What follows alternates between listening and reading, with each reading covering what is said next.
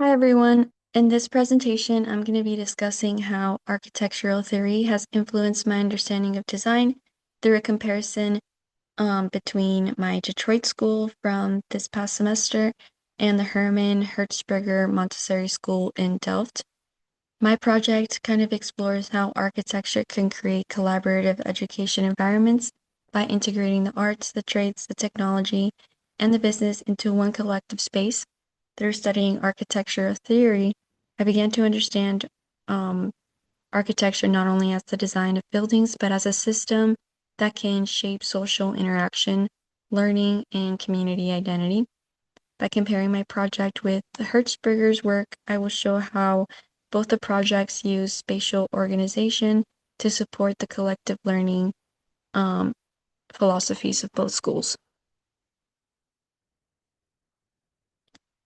So, architectural theory is important because it allows architecture to be understood beyond the aesthetics or the technical construction of it all. It helps us critically think about how buildings can influence society, culture, movement, education, behavior, time, place. Throughout this course, I realized that architecture is never really neutral. The organization of spaces affects how people interact with one another and how the communities function. So, my project is a school located in Detroit, focused on connecting the arts, the trades, and the technology through collaborative educational spaces. Project developed from studying Detroit's identity as a city shaped by the industry, the skilled labor, the innovation, and just the overall cultural production of it all. Detroit has strong histories tied to manufacturing and craftsmanship, while also continuing to grow in parts like technology and business. So that's something I wanted to support. Because of this, I wanted to create a school that breaks down the separation between these disciplines instead of isolating them into disconnected departments. And so the architecture supports the idea through the shared collaborative spaces, visual connections between the programs, interconnected circulation, and the flexible learning environments. Rather than organizing the school around isolated classrooms and corridors, the project attempts to encourage interaction and just exchanges throughout the building. And then the architect I selected for comparison is the Hermann Hertzberger school, his Montessori school in Delft. And his work strongly reflects the theories centered around participation and flexibility and just collective learning. And what makes this project important is that the educational philosophy is directly tied into the architecture itself. In this school, circulation spaces become the social learning streets, kind of, instead of simple hallways. Students can gather, can interact, and learn throughout the building informally. And then classrooms are clustered together rather than isolated, and that reinforces their idea of community, shared learning. Built-in seating areas, they have just small niche opportunities for students to kind of take over the space themselves, which encourages their independence and participation from their learning philosophy. The architecture actively shapes behavior and social interaction, which makes the project a strong example of how architectural theory can influence the design choices of the architect. One of the strongest similarities between the Hertzberger project and my own project is the use of spatial organization to encourage collaboration and interaction. In the Hertzberger school, circulation is treated as occupied social space rather than leftover functional space. Informal gathering areas are integrated throughout the building to encourage interaction between students. Similarly, my project uses shared commons, interactive circulation um, between the programs to encourage collaboration between disciplines. both projects also challenge traditional educational models. Another important similarity is that both projects use architecture to support the social ideology rather than simple aesthetics. However, my project also differs from the school in some ways, mostly just considering the difference in community in Detroit. It's pretty different, and again, I wanted to focus on really connecting all the different learning hubs throughout the city and kind of bring them into my building.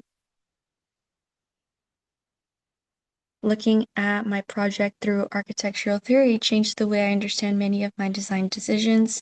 When comparing my project to this school, I realized that both projects treat education as something social rather than isolated. In the Hertzberger School, circulation spaces are designed to encourage interaction and informal learning outside the classroom. And looking at my own project, I noticed I was exploring similar ideas through collaborative commons, and just the overlap between the programs. The theories we studied also made me question the idea of architecture as a single fixed object. And that's when Verschaffel's discussion of architectural autonomy pushed me to think about architecture as something shaped through use, experience, social interaction, rather than as a purely formal object. This made me think differently about how my school responds to Detroit. Instead of trying to create one rigid definition of education or community, the project became more focused on the flexibility and the interaction of it all, which creates spaces that can evolve through the people and disciplines occupying them over time. These theories also made me consider some of my own assumptions about schools. Traditional spaces often separate the disciplines and reinforce hierarchy through spatial organization. Through theory, I began thinking more critically about how architecture can either isolate people or encourage participation and collective identity. This project and this course also changed the way I think about architecture moving forward.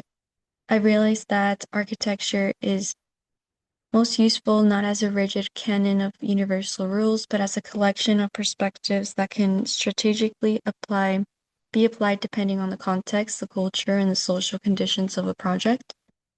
Brown and Maudlin describe vernacular architecture as not a fixed entity, but instead something creative, adaptive, and that's constantly evolving.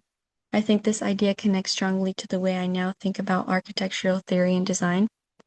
Rather than seeing theory as one universal set of rules, I see it more as a collection of perspectives that can shift depending on the social and the culture conditions of each unique place. This also relates to my project because I wanted the architecture to respond specifically to Detroit's identity and then evolving that community rather than imposing a specific static solution onto it. In conclusion, comparing my project with the Hertzberger Montessori School deepened my understanding of how architectural theory can directly influence design. Both projects demonstrate that architecture can shape social interaction and the whole community's identity through spatial organization and architecture. Rather than functioning as neutral boxes, the building can actively encourage participation, collaboration, and create an ultimate shared experience, but also an individual one. This comparison helped me realize that architecture is not only about aesthetics or function, but also about creating systems that influence the human behavior and relationships. Ultimately, architectural theory expanded my understanding of how architecture as a social and cultural practice is capable of shaping how communities learn, interact, and grow. Thank you.